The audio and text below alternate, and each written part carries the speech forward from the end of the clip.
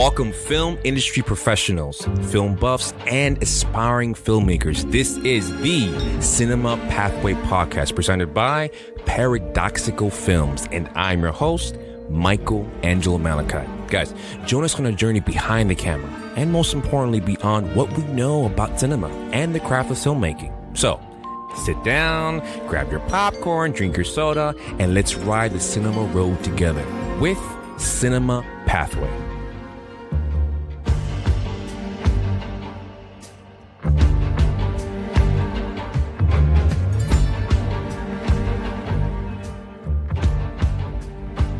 All right, welcome to all listeners across the world to your new film family, Cinema Pathway Podcast with your host, Michael Angelo Malachi.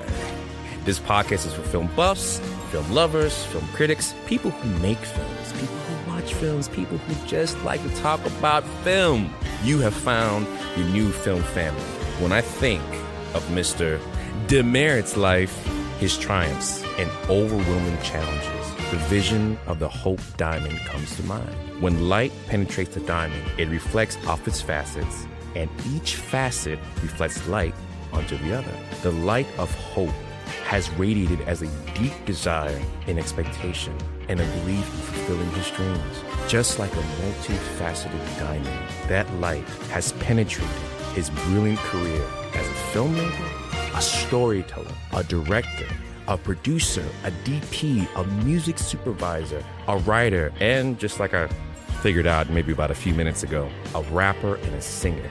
I know he doesn't call himself a singer, but trust me, rapping is singing, right? Who knows what other path that light of hope will illuminate next in his career and his destiny. But I'm glad that for today, that light has shown its way all the way here to this humble little podcast. Everybody, we present to you Mr. Famous Diamos Demerritt. You got it right. Hey. And I have to give you kudos for that title. Hey. Hope Diamond. I get 10 points? Hope Listen, Diamond. I'm going to have to take that. I'm going to give you credit for it now. I get 10% later on in your career. We're not saying that. Okay. What I'm saying is I'm giving you credit for it one time. So when you hear it again, you'll be like, I was the inspiration. Yes, you know, life, art imitates life, right? Now, but I'm glad to be here with you today. we Appreciate talk you for about having the good, the bad, and the ugly. Mm-hmm. We're to talk real today, right? Real Honest. talk, always. This man has faced 3 life sentences plus 70 years in jail, guys. Was This means facing, but he facing. didn't serve it. How did that change your perspective on life? And how did that fuel your work in film? There are people in jail right now for lesser things and been in there way longer. That situation that I went through in 2004, it made me grow up as a man. It also awoke me spiritually because I had a spiritual foundation of being forced to go to church, right? But it wasn't nothing that I willingly went in and did myself. But this forced me to have to face my demons, face my traumas, not point the finger outwardly, but look inwardly to say, no, you put yourself in this position. You just messed up your scholarship. You just went from being a starting running back on a football team to now looking at yourself on CNN, looking at the news, follow your mom to work and your sister to school. It was embarrassing on a lot of levels. They follow you to school? Listen, my sister couldn't go to school for a couple of days because they were out there and there was nothing you could do. That's like a movie in itself, if you think about it. Mm-hmm. Yep. And now everybody in the cell, Demerritt, your family on the news again. It's crazy. We would wake up out of the bunk and see my mom run into the door to close the door. And granted, at this time, my mom had just had breast cancer surgery. So she had a hole in her chest while the judge was telling her the capital offenses that I was facing at the time. So it was rough. You realize that that's literally like an outline to an actual movie, right? Oh yeah, it's a story that's going to be told one day. It has been being told through the circuit of going to football teams. I'll go to schools. I'll go to all these different organizations. I've been to Florida Memorial to speak to their whole athletic program just to let them know, listen, this is a blessing. Don't mess up this opportunity you got, because in order for me to get my degree, I had to go back and pay for that last year. And then when you realize how much you're paying out of pocket because you was so in your head thinking you was high in the clouds on full scholarship, where you don't have to pay for nothing. Room or board, you don't have to pay for books, you don't have to pay for food. You got a card with $700. You get a stipend for another $2,500. So you take that stuff for granted when it's taken away from you. But then just the embarrassment for all the work I put in for one dumb decision or lack of, I blew everything. Years of work. Years of sacrifice. I put in the work for that, to get at that position and at that platform, and I blew it all in one night on July 4th at 5:30 in the morning. July 4th? July 4th. Independence Day. Yep, and my mom was begging me to come home July 3rd. That whole night, she was like, just come home for the weekend. We're going to go hang out with family. And I was like, I'll come in the morning. And I never made it that morning. So to each his own, I know that's a beautiful work, guys. If you haven't seen To Each His Own, it's amazing. Seriously. Now it's going to season 3. Did that give you like inspiration to make those episodes, to give you the different content? Like, how does it picture your film career? So I'm a collector of stories. And by that, I mean, I observe people around me and I learn without you having to tell me anything. I just watch your mannerisms. I watch how you interact with people around you. And so by that, I'm able to create these stories off of personalities. And I have true stories that I went through because in Teacher's Own season 1, I was actually transparent about me being molested by an uncle. So I actually put that in the story to tell that. And I tell young men, I said, there's nothing to be embarrassed about. I said, because if you could talk about it, that means you've confronted it and you've conquered it. So usually when we have those traumas, we don't talk about it because we haven't faced it. We're running away from it. So we don't want you to talk about it. It's taboo in our head. But when I was able to talk about it, I had already went through the healing internally and spiritually and mentally to be able to say, hey, I'm not less of a man. I was actually a little boy taken advantage of by a grown man or a little boy in a grown man body. I'm so sorry. He ended up facing like 20 years for something else, another sexual assault on another one of our family members at that time. But yeah, that was something I had to man up and, face it. So in your film work, right, do you take a more aggressive point of view? Because, sometimes they always spoke from the first person point of view versus the third person. Has that changed the way you speak in different characters? You always give them from a place of that place? So To Each His Own, the unique thing about it was based off the 2 main characters. But once we had the table read, I scratched the whole script and went and wrote it over because I seen not only the chemistry with the cast, but the eclectic story that we could build from it. So when you look at To Each His Own, what gravitates to the audience is everybody has a story, and that's real life. Everybody does have their own story, whether you think it's minor or major, that's here or there. It's still a story that has to be told, whether it be a mental health, whether it be a child abuse, whether it be you losing a child, or all them different facets of life. That's every day. We see it on the news every day. We see it on social media all the time. So your strength is that you actually go for hard subjects. A lot of people like to shy away. Okay, let's be honest. A lot of films that are made today are about sensationalism, right? They want to make money. They want to please the audience, but you go against that grain and you make things that make people think, that are thought-provoking, but also make them grab their stomach. Is that what... I'm glad you touched on that, because one thing I stress to our women in our films is that, hey, if you have a child, your child gonna see this one day. Oh. So I can't put you in a compromising position to have you showing all of your assets, and then later on, your child is watching a movie with his friends, and he's like, that's your mama right there? And we know how the cracking and the jokes get on, but we ain't play with our mamas in my day. Like, you say something about my mom, we have to fight. So I tell our women, we're doing it with integrity, we're doing it with respect, because in the 70s and 80s, we could see a film, and they allowed the imagination to do it. You didn't have to show the whole sex scene, but you knew just by certain movements, it was going into that direction. Let the mind and its creativity do what it do. So that's what you meant by assets. So when you mean showing assets, you mean they're showing different parts of themselves that... Too much. Okay, I would love to touch on this subject. This is something that I wasn't, but we got to. I'm glad you opened up that floodgate. All right. Sometimes people tend to go towards sex, right? It's easy to be able to sell, right? And they always shy away from the, how do I say? The substance. The substance. Right? Have you ever had to confront something like that in your own career where because you wanted to sell something or sell a film that you went more toward the sex versus the substance like a lot of today's music and movies do? No, I don't believe in putting myself or anybody else in any compromising position. I've started out in theater before I came in film. And so I had a director who just wanted me to do these kissing scenes all the time. I know you hear these stories all the time, but at certain points, you just got to put your foot down. What kind of theater did you do? I'm a theater kid too. Theater. I've done theater for years. Yeah? My soul is bleeding. I was the star. I was the lead, not the star. I was the lead in Passion's play, Release Me.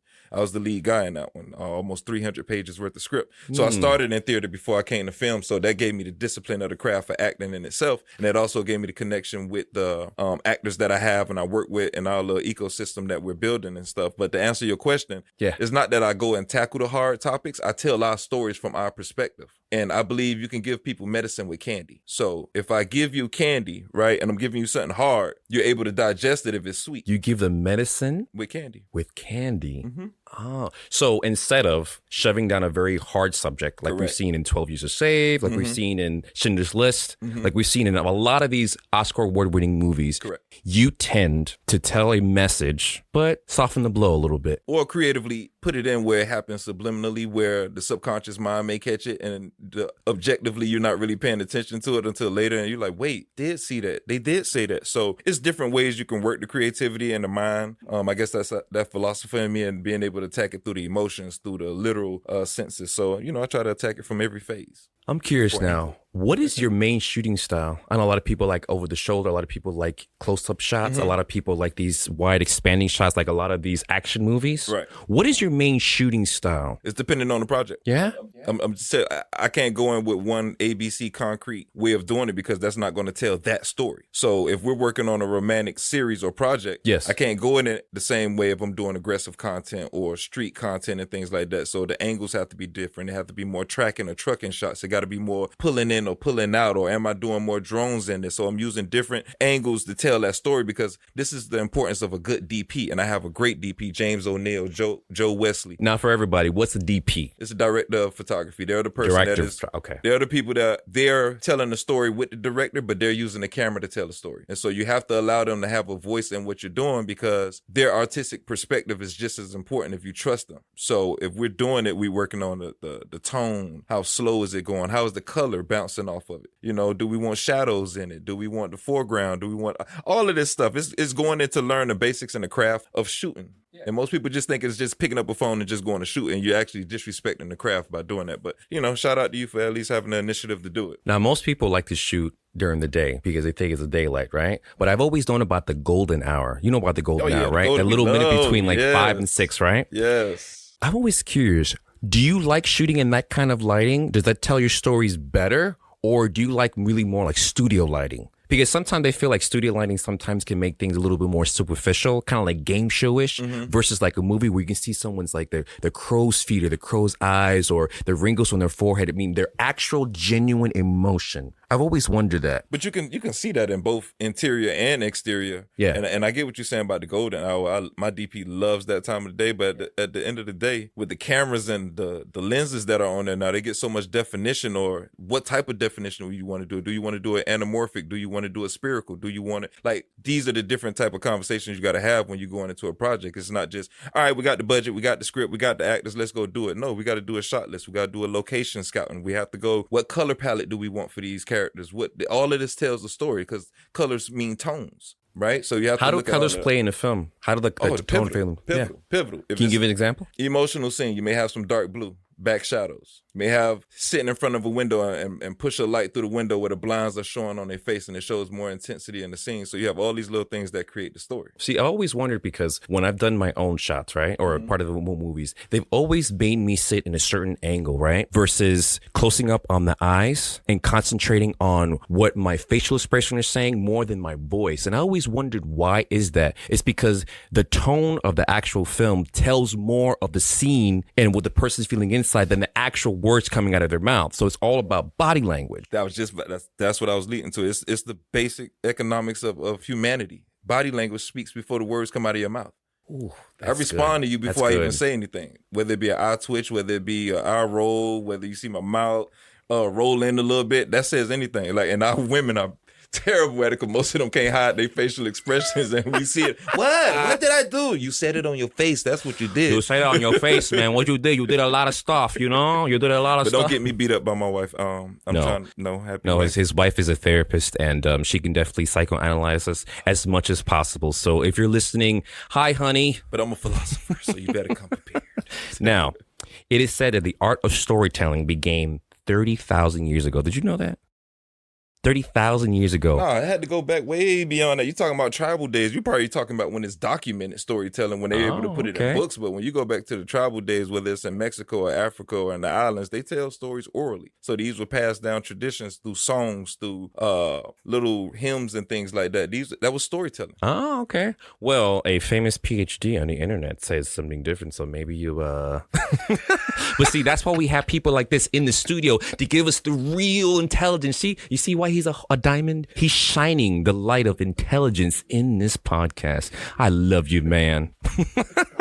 Now, it was told in France. It says, was it told in France? Do you think that's what it said? I'm gonna let you go ahead and tell it the way you did the research. So Yes. I'm just gonna interject from time to time. If it was really in Africa, I need to know. Okay. No, it's not. It's not about where it was. Yeah, it's where it covered. You didn't have pencil and paper. Yeah, right. You didn't have books being collected, so it went through the stories. Are there any stories from your childhood to now that you believe consciously or subconsciously crept into your work in film? It was all the evolution because I was a poet writer. I was in karate. I was in sports growing up, but I used to write poetry because I loved the ladies and I knew, words had a, way of swooning the women in. So, I slide a little poetry over to, with a bag of Skittles and stuff like that, with the and that's where it came in. And then I evolved to music where you learn to do it with a beat, right? And so I was always with storytelling. Coming out of the gutter, never was undercover, but a bad little brother, never taught to be a lover, but the hustle on the block, only raising a single mother. So I ran the street, hot knife through butter. So just little things like that, able to tell a story lyrically, right? So it all builds on my whole life story. I wouldn't have been able to be here if I skipped any of those steps. Please don't miss segment 2. We see you in a minute.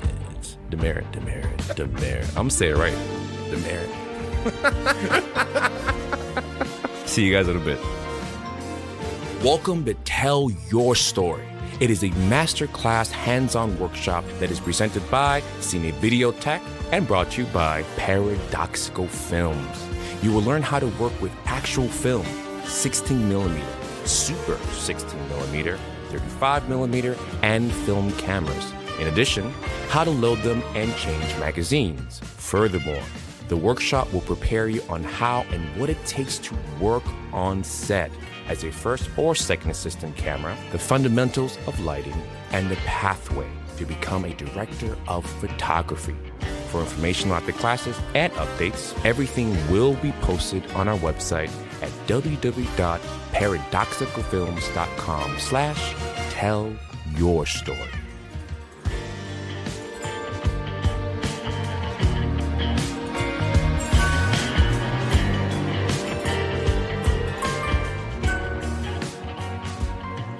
Welcome back, film family, with Mr. Famous Diamos Demerritt. But we will give no demerits out today because he deserves a gold star. Did you hear everything he just said? He was teaching me stuff. See that? Mr. Philosopher in the room. All right, taking the best and making it your own. As a music supervisor yourself, what is your take on the epidemic of music sampling? When you sample some little thing, especially from film scores, And to what point is it plagiarism? Or basically one company or artist steals someone else's work versus sampling? Because there's a lot of that today. Right, and there's definitely two different things because sampling is honoring the person who created it, but at the same time, artistically, we know that hip hop and everything came from sampling. That's all. That was all it was. They were standing out there remixing R&B tracks, and that's how they became, Bad Boy, Mary J. Blige, all the samples throughout history. So artistically, I don't have a problem with it, but at the end of the day, you have to respect the business. If a person has their business in order, you have to respect it. You got to talk to their publisher, and you have to reach out to them, and the certain percentage you got to give them on that, whatever it is that you're generating. We had a story with that in season 1 that I didn't know at the time, but my producer scored one of the songs on there, and we got an email from the Marvin Gaye Estates, an actual email. And Wait, Marvin Gaye? What's going on? Marvin Gaye. Because one of the songs we used was a sample off of his. And when I went and listened to the song, I was like, oh my gosh, it's the exact same, everything, rhythm, tone. They emailed us twice and they said, listen, business, we'll work with you. We'll let you use it and come back on the back end and say how much we want. So my team, take it off right now because that's a setup. But explain. Okay, so the back end means what? People need to know. You see how people, when they sample songs, Juice WRLD and all them, and they got sued for hundreds of millions of dollars? Yeah. You think them people didn't get alerted as soon as they knew the song came out? They waited till the song raised up in value. And then they took them to court and got the majority of what they could get. And this is important because, a lot of people, they don't do it on purpose, especially if you're new filmmakers. Oh, no. This stuff is on purpose. You tripping. You tripping. No. I mean new filmmakers. This is malicious. They are intentionally doing this. Listen, if they know that your song, because they're looking at everything that the big studios are doing. And so you see all the old sampled songs when that was, what was the Jordan Peele song? I got 5 on it. And they used it for the So now you're seeing the trailers all have these sample songs from the 80s and 90s in there. But they don't pay the original person. They do, the big studios, whoever own the publishing. But as an independent level, you probably don't have the budget to be able to reach out to them publishing companies and say, hey, I want to sample this or I want to license this for a project. Because when they give you the zeros and the numbers, you're not going to take that. But what if you're like an average filmmaker who just likes a song and thinks it'd be perfect for it? So, okay, so for any people making a film, right? Do a non-monetization. If you're going to just do it creatively, don't monetize it.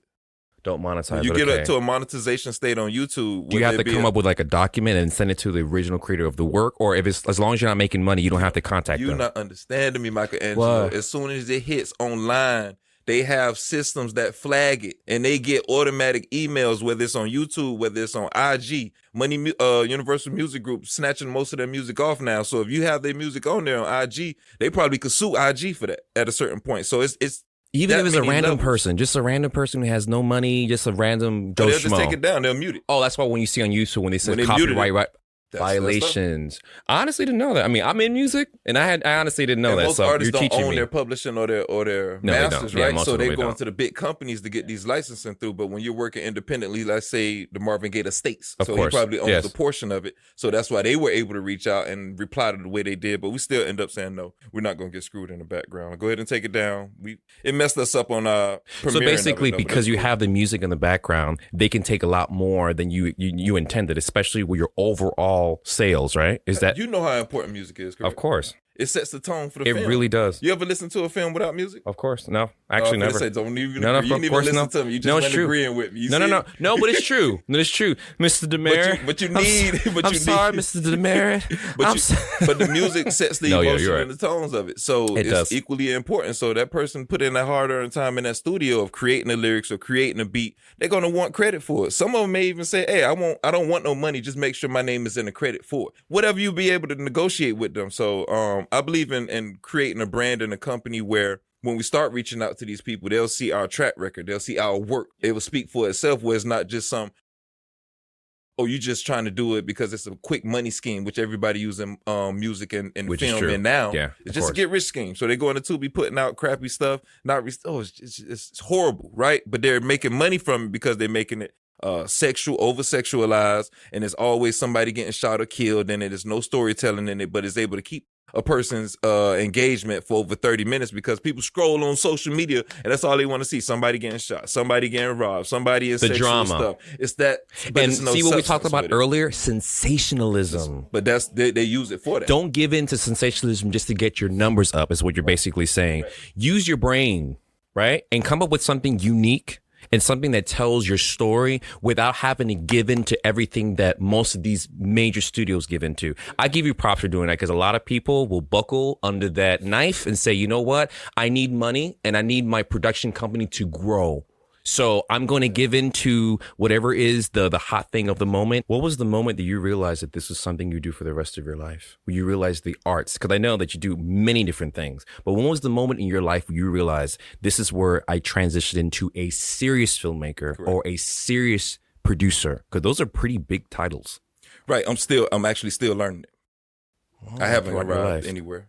I'm still learning the craft. I'm still learning how to be a director. I'm still learning how to be a president of a company. I'm still learning how to navigate and just learning the foundation of it because people try to come in and change things around, but you don't even know the foundation of how it was done. The basics of writing a real script that has a real story, a beginning and end, and it flows well. So it's just, yeah, man.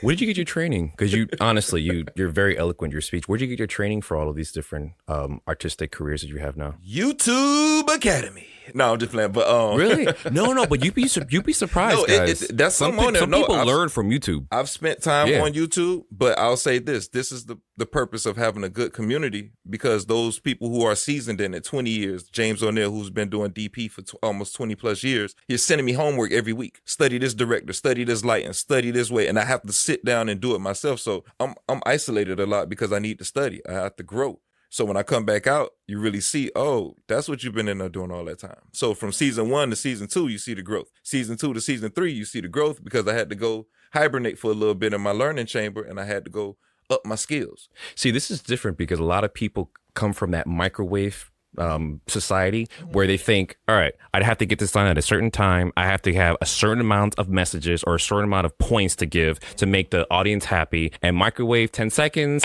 and here's a movie. And then that's where you get that emptiness from. It also creeps into music as well. Oh, yeah. But especially in film, I always tell people, like you said, hibernate and really listen to what your heart and your mind is saying. And if you have to research different directors, research different producers, see how they work their set before you ever call yourself anything. Right. You never want to do anything prematurely, especially in this world, because sometimes the last project usually is the only project you have because that's all they know you from. You could have had amazing work for the past 20, 30 years, but the last thing they saw you and the last thing they see you directed, the last thing they see you act in is what they're going to judge your entire body of work in, sadly. Right. Instead of looking at the holistic thing, the whole body of work.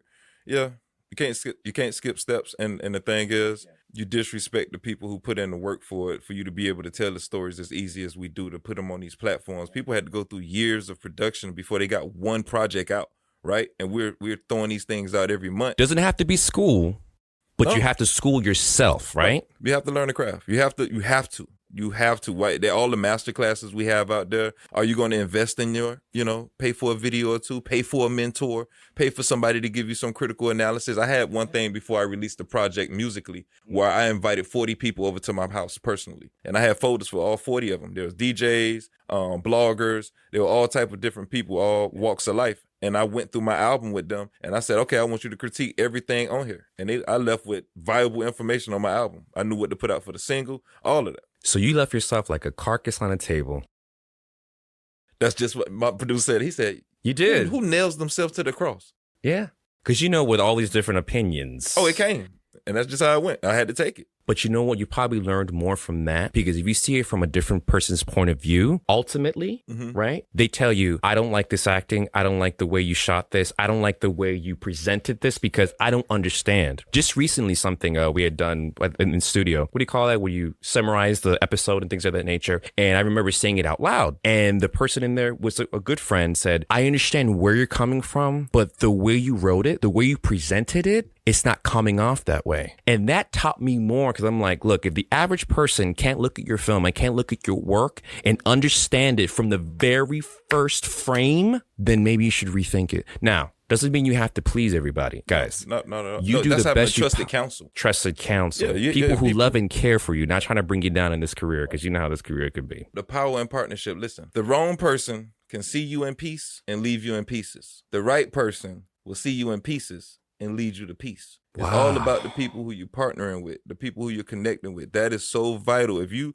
don't have good people around you who you trust to take their counsel, why do you have them around you? The people around you, you ought to give them access to be able to scold you and hold you accountable or tell you, hey, your last one looked good, but that looks a little, So basically people in your production company, am I saying it right? How do you say?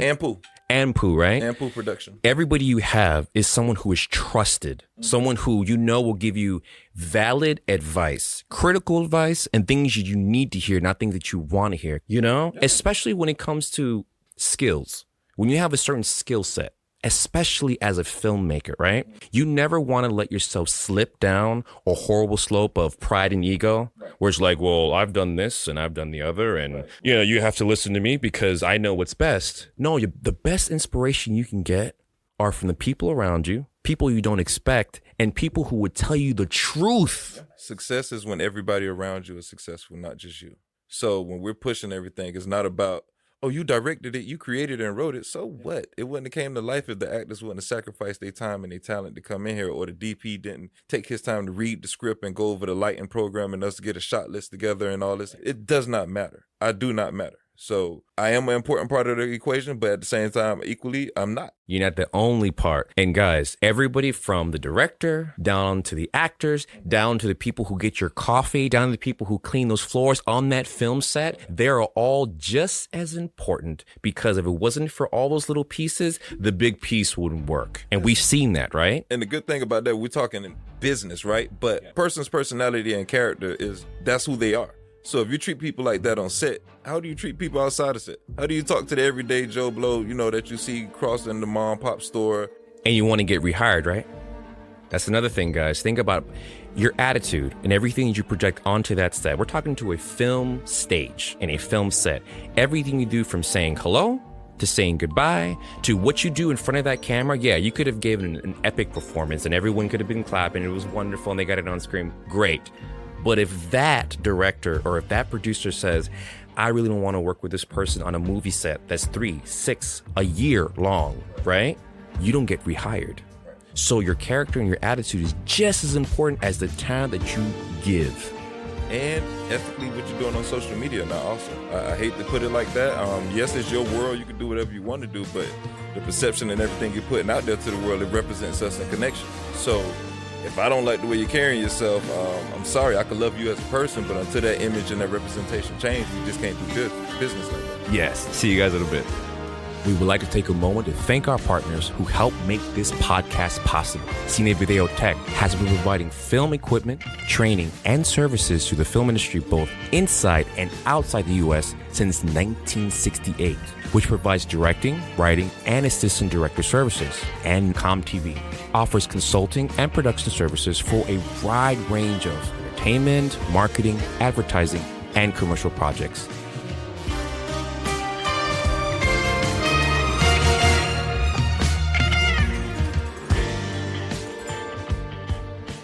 Welcome back with Mr. Demerritt. I'm telling you, this conversation has been hot from the beginning. Yes. Where do you get all that knowledge from, that philosophical knowledge? Grandma always told me readers are leaders. Okay. I'm telling you, these gems. Are you guys writing this stuff down? I mean, you're literally getting like a free class. You know, he's probably going to charge me, but anyway, that's a different story. All right. The invoice is coming. This segment is called Movies, where we talk about Mr. Demerritt and his invaluable experience and expertise in film and how film might shine the light on things that need to be exposed and brought to light. All right? Okay, things need to be exposed and brought to light. Jeez. Some in your own stuff and some that movies that have been prominent now, all right? Okay. The Sound of Freedom is one of the most controversial movies in cinema today. Not only did it shatter records in the millions, I'm talking about millions, of unexpected moviegoers, right? But it also shined the light on the horrible underbelly of the world that we live in today. Voices of people who normally wouldn't have it, right? This movie and other movies like it have included child sex trafficking. I mean, it's a real tearjerker. I had no idea that millions of kids around the world, even today, are being subjected to this. And I only knew about it through film. So it goes to show you how powerful the film media really is, because it really does expose things that you normally wouldn't know about. True. Or you're just not looking for it. Or not looking. Your face. Exactly. That's the thing. And this is happening in our backyard. It happens all around us. You realize that, right? We don't know what to identify or what to conceptualize, so we don't know what we're looking at. But it's happening right in front of us. And the reason I say that is because by my wife being a therapist and social worker, we've had instances where she's been called to trailer homes and to find out the parent is prostituting the daughter off to the people behind them because she want drug money. She want alcohol money. So my wife has to take this child out of there. And I'm sitting there wondering, like, who you going over there with? You're not going over there by yourself. But you have these instances going on right in front of us. It's everyday people. You could be working with these people and not knowing the stuff that they're going through. So the fact that you said that the sex trafficking, that's something that's prominent as far as the storytelling right now, because we're seeing all these trafficking cases come out. You saw the rabbis, the Jews up in New York. They found the underground tunnel where there was trafficking people. So this stuff is being exposed, but it's been going on all around us. These children are not just disappearing out of nowhere. In Cleveland, it's almost 30 children gone. Like, what's going on? You can't find, but you can find out where Saddam Hussein is on the mountain over and across on another continent, but you can't find these children. That has nothing to do with us. Even still, we have the technology to find it. That's what I'm saying. That the point is, like, you could look across another continent, but you can't find out what's going on in your own backyard. So the fact that you said that with that,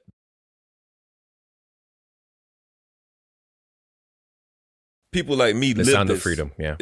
I live those experiences because I come across them in the most hideous of ways. You know, my fiance is a retired detective for the city of Miami, so I was hearing all type of horror stories, finding bodies that was decomposing for weeks, that they have to go to the point where he couldn't even come in the house and change clothes. He had to have all his clothes changed outside because of the smell of the dead bodies and the smell of the drugs that they would have to pick up and stuff like that. So yeah, man, this film is important, but what if film not around? And that's the point. I'm going to say this. That's the importance of us not being silenced. See, silence is not always golden, right? When you're quiet, the stuff that's going on, when you know, you privy to it, you've been exposed to it, and you just sit there and harbor that information in, and you don't share it, especially when it can help a generation, help a family. It's ludicrous, man.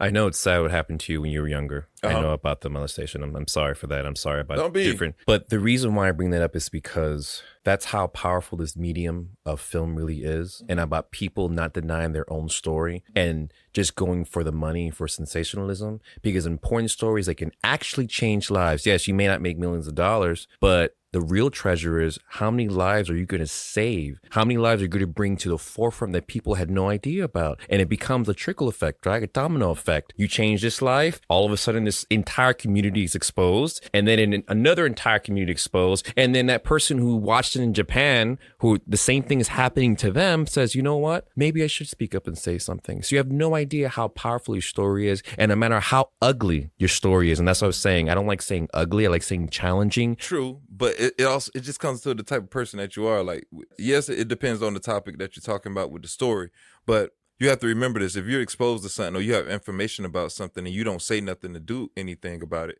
the blood is on your hands, right? So we have an obligation as a community of people to hold each other accountable. And so especially filmmakers. It's cool to do it artistically, and that's more when you go into documentary styles. I can't remember what was the guy name who made 9/11? Michael, I can't remember, but he would go and he would deal with these elephant in the room conversations where everybody hide it, everybody sweep it under the rug, and he would deal with it. He would go and get these interviews and expose these things. And to be honest, everybody's job is not to expose, right? I don't think it's nobody's job here, but you can ring the alarm to what's going on around you, right? You could bring an awareness to what's going on around you, but I don't think that one person is empowered to be the judge and the executioner, you know, especially when we got a creator, Most High. You have something that you believe in that's outside of you. You have to let karma deal with it. But at the same time, positive affirmations, yes. Right. You talking about positive. We talking about dealing with the negative, right? Well, you need positive to deal with the negative. That's what I mean. Let me tell you this. Because people say love, hate, right? Yeah.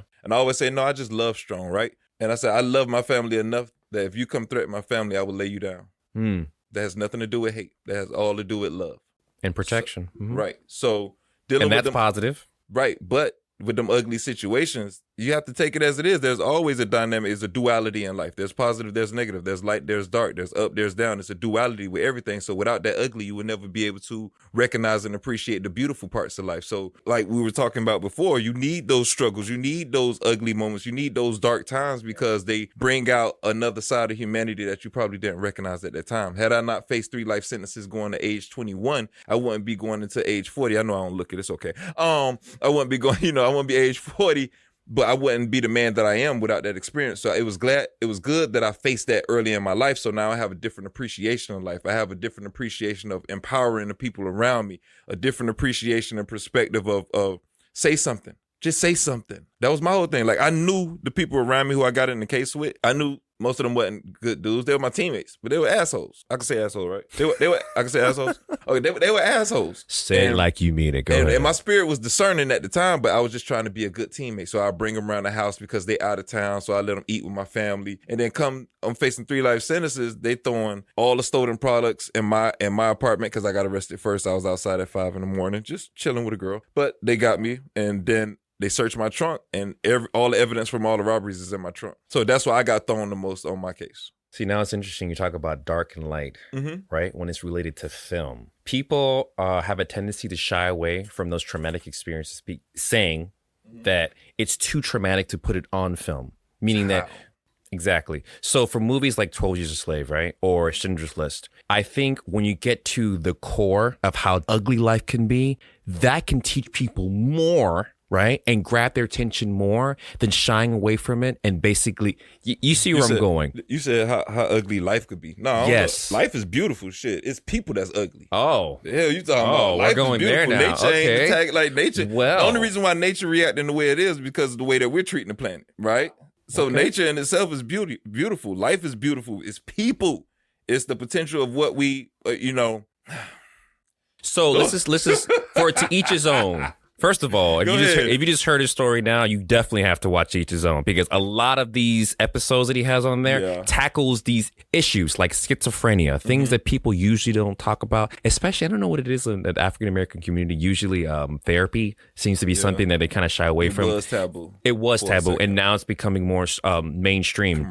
What are some of the prominent issues, right, that you bring to the forefront in your series or in your past works? I know schizophrenia is one, but what's another? I don't go in with the aim of trying to identify issues. No. Yeah. What I try to do is show the disconnect in relationships. So if you see a mother and a son, it's spurred from her knowing that her brother molested her son. But we get into the core of why didn't you do anything? It's accountability. Again. So we're dealing with it. We're facing it. And how do we get over this hurdle? Because we don't sit on them issues. We've tried to navigate away. The person with schizophrenia, we have a therapist in the scene or in the series where that person is trying to be the devil's advocate. Like, nah, don't listen to them voices telling you to do them crazy things. Let's go get some medication. Let's go to a doctor. We could get some real help. So life is not about focusing on the problem, but like I said, it's about finding a solution into it. So it's not. And this is how you tackle your work overall. How I tackle it. You tackle your work where my approach was, let's just highlight and expose the problem. You're saying, let's find a solution, and that'll expose the problem in itself. You already know the problem there. Everybody know the problems that are going on around us, but what are we doing to think of the solutions? Everybody know that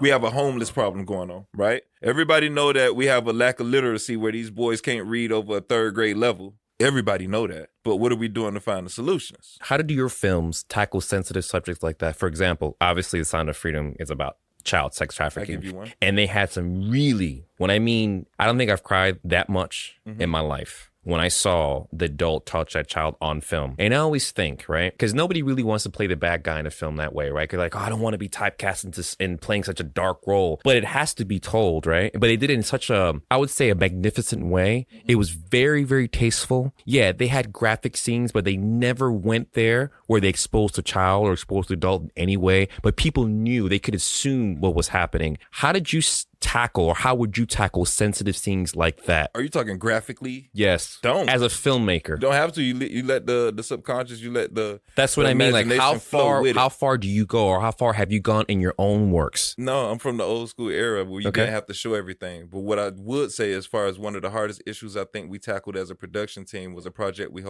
had called The Weight of the Crown. And The Weight of the Crown talked about the plight of being a teacher in America. The fact that you have teachers who are busting their butt, they're empowering the generation, and they really do care about these kids, but they're struggling to keep their bills on. They're struggling to have to work 2 or 3 jobs because they don't get paid enough to be able to do what they love and still take care of their family. So I think all of it is I don't want to say graphical or gruesome because it's different extremes of it. You're looking for blood, but I'm talking about this person over here who's struggling to eat and don't got no gas to get to school, but yet they're still walking to get there to do their job to empower other people, right? So it's all the different levels of what you're looking for. Some people go looking for that gruesome stuff. Some people go looking for intellectual horrifying things, mental stimulation. You mean stuff. Basically scenes that are inferred versus actually seeing it on screen. Right. It's like, for example, they're having sex, but you could imply it without actually having the two people have that. I think a lot of because of the wonderful world of CGI and AI, I think a lot of things are implied now, and a lot of people can get away with things in movies because they don't actually have to have the actors in the set doing things that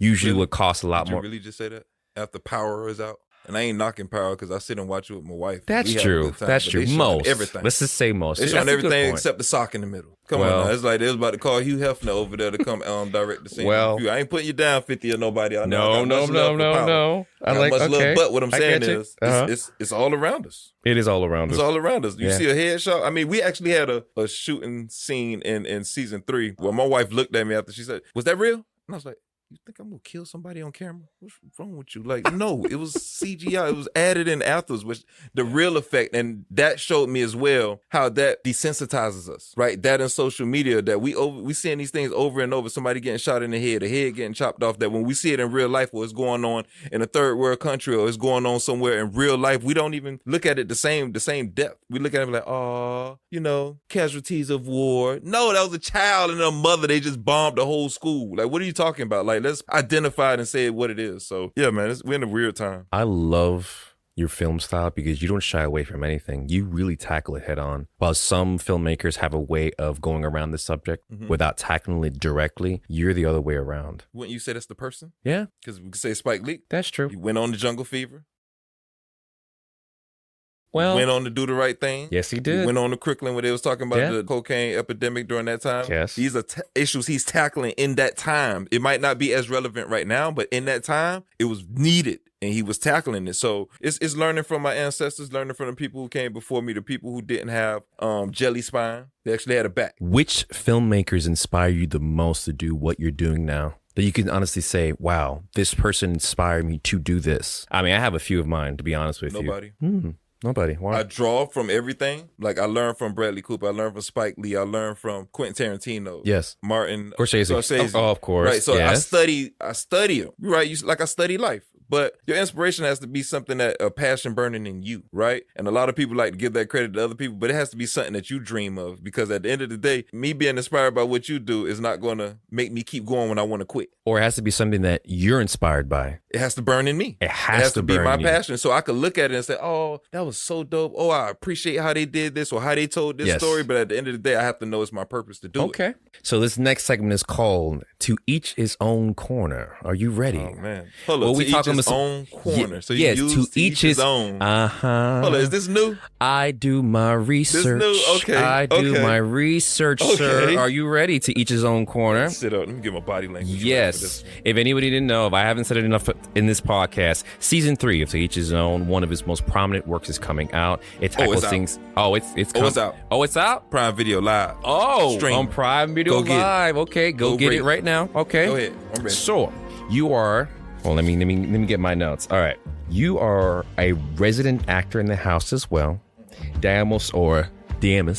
He's murdering it, y'all. And I ain't talking about it in a good way.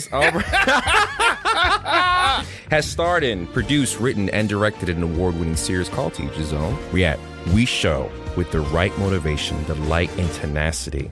You can wear many hats in film and the entertainment business today. Like you've had to wear many hats just to make this happen. Question number 1. As an actor, what is the greatest challenge you filmed while shooting this film? The greatest challenge. Season 1, episode 2, barbershop scene, when I had to go back and dig into the time of the molestation because it was actually character confronting the person who molested him. And so I actually had to get into it, and I went a little too far in it where they had to pull me out. Mentally, I was there. Mentally, if I'd have saw my uncle right there, I'd have killed him. Stay tuned. If you enjoy listening to our podcast, and we hope that you do, right? Support us by subscribing to your favorite podcast platform and giving us a rating. Then head to our online store at www.paradoxicalfilms.com/shop. Again, that's www.paradoxicalfilms.com/shop, where you can purchase Cinema Pathway gear, including t-shirts, hoodies, stickers, and more. Also, don't forget, follow us on Instagram at cinema_pathway_podcast. Again, that's cinema_pathway_podcast for all the behind the scenes photos and more.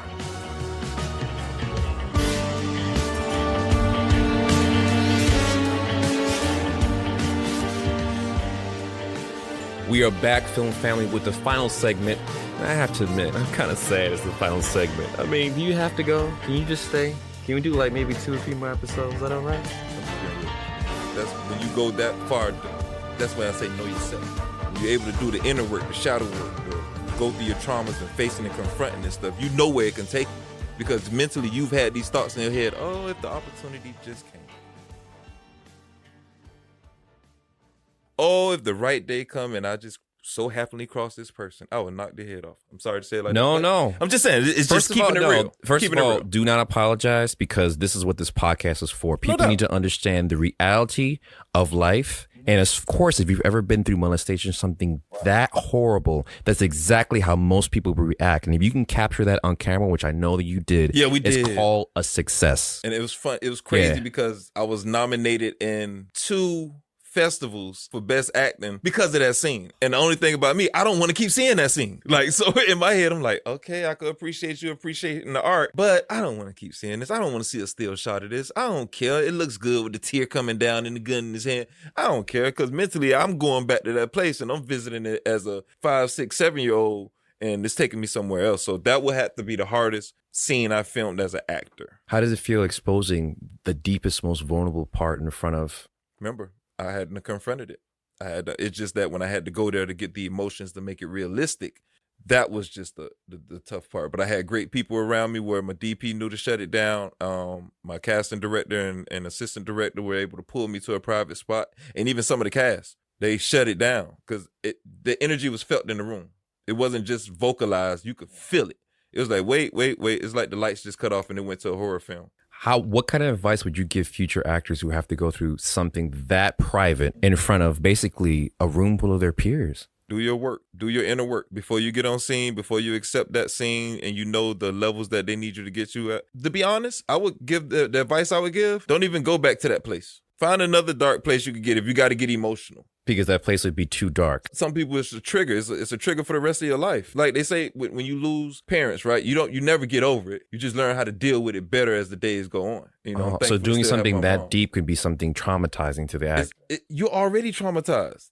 Further traumatizing. It reopens the wound. It's like one thing. I've had ACL surgery. I'm gonna always have this scar here. So I'm always able to rub on it to know it's there. It's there. To reopen it, to go back in surgery again, I got to go back through the rehab. I got to go back to learning how to walk, how to bend my knee again. I got to go through this whole process. So when you do that emotionally and spiritually and you go back to those triggering moments, it takes you back and now you got to learn how to cope with it. Now you might be having nightmares and cold sweats again. So all of that is in the psyche. So I'm interested, as a director, how did you simultaneously direct yourself in a scene like that and the other actor on set? Because I know you were the director and the actor. So how did you direct that? While being in that state? When I'm acting in the scene, I delegate directing duties. So I'm told often, stay in character. We know you want to look at the monitor, stay in character. And so I give them that license and that authority to do that because I need to be put in my place at that time. I'm not director, I'm the actor. So I give them that power and they keep me in place. Wow, so it's almost like a checks and balances. Mm-hmm. That's exactly what it is. Where some people, what I've worked with, are more of a dictatorship where it's like, well, if I tell you to stand here, if I tell you to have this motivation, that's it, that's the law. You're really more open-minded. You know what you remind me of? You know of A Different World, right? Yeah, of course. Of course, one of those groundbreaking... They just did the reunion tour, yeah. I think. Yeah. Basically, for people who don't know, online is basically a show about college students who basically go through the ins and outs of life, right? Telling our age. Yes, exactly. We telling our age. But I watched this about 20 years after it came out, so I don't know. Here you go. This guy here. Dude, you was watching it live, prime time, sitting there with I was. And one of the directors that was brought in after the first season, because they felt that it was very surface level, right? The director that was brought in basically said, I want to hear your stories of how these people would interact. So basically, I can't tell you, being a 20-year-old black woman, how to be a 20-year-old black woman, right? Let me know what your experience is, and we want to collaborate together. And they said from there on, from like season 2 to season 6, they had the best chemistry because not only was she checks and balancing herself. You talking about Debbie Allen? Yes, Debbie Allen. That's Felice Rashad's sister. Of course. Okay. For our audience who doesn't know who Felicia Rashad and Miss Debbie Allen, they're one of the most phenomenal. One was a wonderful actress and dancer, and the other one is an amazing award-winning actress. So they're both wonderful in their right. But what they did right is what you did, right? Still doing. You and the actors and the people on set and your production team are all equal, meaning you don't big time. You don't try to put your position over anyone. I'll say this. Yeah. I don't big time, but at the same time, there's still order. Of course. No. Yes. Right. But where I'm going is you're open enough to get their information and take their advice and not reject it saying, I'm certain so, right? Correct. But I think that's the best way you can work. The best leaders take advice from their employees, from their council. You're still a leader, though. You're still a leader, but you have to be able to take counsel. Sometimes the humble don't get you nowhere. Well, but I'll tell you this about that. That's very honest of you. We thank you so much. Listen, we're not always Boy Scouts in life, right? Humble means lowly in spirit. Sometimes you gotta know you the ish, and you gotta know your worth. Okay. Now to you with the leadership. Yes. The importance with leaders and what we need to recognize with leadership is that leadership is not a position. We keep looking at titles as leadership. A great book I read a long time ago called 44 Laws of Leadership, I believe it was, John Maxwell. Read it over a decade ago. And he talks about how how there are different levels of leadership. And he took a football team. He took Andy Reid, who's coaching the Kansas City Chiefs, but he's coaching, I believe, at Philly or in San Fran then when he was an assistant. Yeah. And talked about how he was the coach, not him, John Gruden. Yes. Steve Mariucci. Okay. But, right, he's like, whatever, all these damn names, whatever.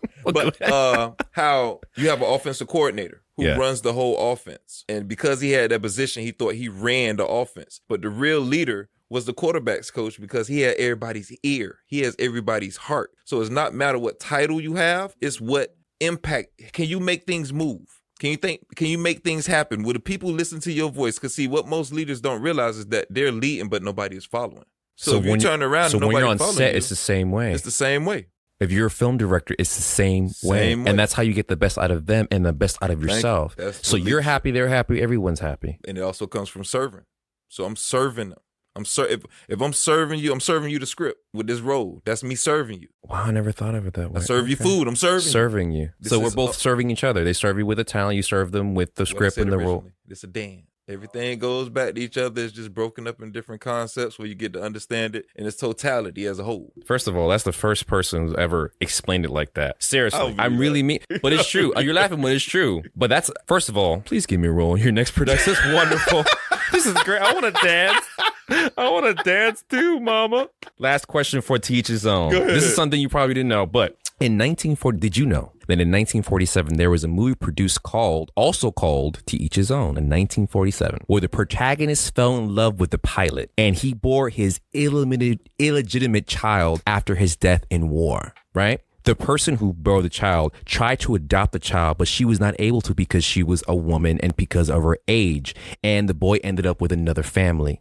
Talk about controversy. All right. To Each His Own seems to mirror some of those elements as the characters face hard and downright unfair circumstances due to things that they cannot change, right? Where only hope, that's why I call you the Hope Diamond. A lot of your episodes seem to reside or be resolved by hope, by people having hope of a good outcome, where they've hit a wall and it's like, all I have is hope. I hope this turns out well, because if it doesn't, I'm screwed. A lot of your episodes seem to echo that, which is, I don't know if you noticed that. Right? I like how you say hope. Yeah. How does your series echo this sentiment? You said hope, that's your perspective. Yeah. I can't take that away from you. Okay. But what's your perspective? Knowing. Okay. When you're able to identify, you know, you're not hoping for it to change. When you know what's going on, you work for it to change. And so when you look at all these problems being presented in To Each His Own, it's them finding out, being able to identify what the issue is. And then you're seeing their journey on working to the solution. Wisdom. That's how I go about it. The cliffhanger could be the next issue that's coming up. Find out you got an inheritance. You might then grow up with a parent, but you come to find out later on that parent left you a whole trust. Well, these are stories, this stuff that you have coming up. We're talking about legacy. We're talking about inheritance. We're talking about talking about generational curses that have to be broke. All of this stuff is identified as just different levels to it. Some financial, some emotional, some physical, some sexual, some like you have all these different platonic, some romantic. What a series! Wow, what a series! Okay. Well, I'm definitely watching the next series. I'm just saying. I'm just watching the next. And you might see me in the next series as well. Listen, you never know. We're about creating a platform for creatives to come on and display their gifts and who are serious about the craft. We don't discriminate. Yes. It's not all about looks. That's like saying, Hollywood saying you can't have a plus-size woman as the lead woman. Says who? I know plenty plus-size women that's leading life and leading communities and leading governments and leading businesses and doing the damn thing. But how are they represented on film? Are they marginalized? Of course. That's how they do it. But see, that's why being the power of a filmmaker is so important, because you have a power to change that narrative, and hopefully you can get the funding to be able to make it right. Is this real or not real? My brother. What do you think? I know what the answer is. I just want to know what you think, Mr. Demerritt. Without looking at Hollywood, go to your latest city council meeting. Go to the latest CRA meeting to see where these grants and money is going to. There are gatekeepers in every level, whether it's government, whether it's entertainment, whether it's politics. There's gatekeepers everywhere because they got to make sure everybody don't get in. And they try to keep it the good old boys or, however it is. So, yeah, I believe it. The good old boys. I believe it. Sweat equity. Sweat equity is something that everybody need to realize. If you're not putting and investing into your own, don't expect nobody else to. Even if it hurts, right? We run to people first, wanting them to hand up. You know what the person goes? A wise person with money and stature. Club. And with that, his name is Diamos Demerritt. Look him up on all of the social media handles you can possibly look him up on. And Ampu is ANPU Productions. Production without the S. Production without the S. So Ampu Production.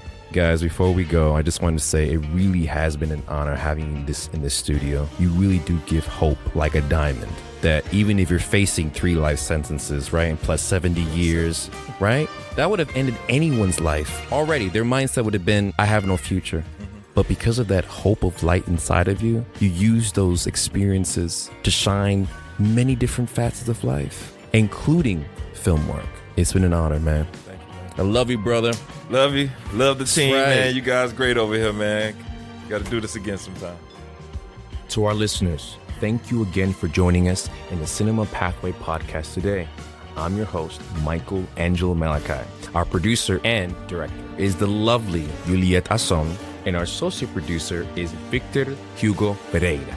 The executive producer and editor is Freddie R. Rodriguez. This was a presentation by Paradoxical Films, and please visit our website at www.paradoxicalfilms.com. Again, that's www.paradoxicalfilms.com. For more information about today's podcast. And you can also email us if you like at cinemapathway@paradoxicalfilms.com.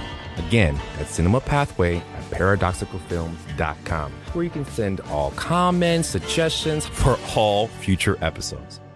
Lights out!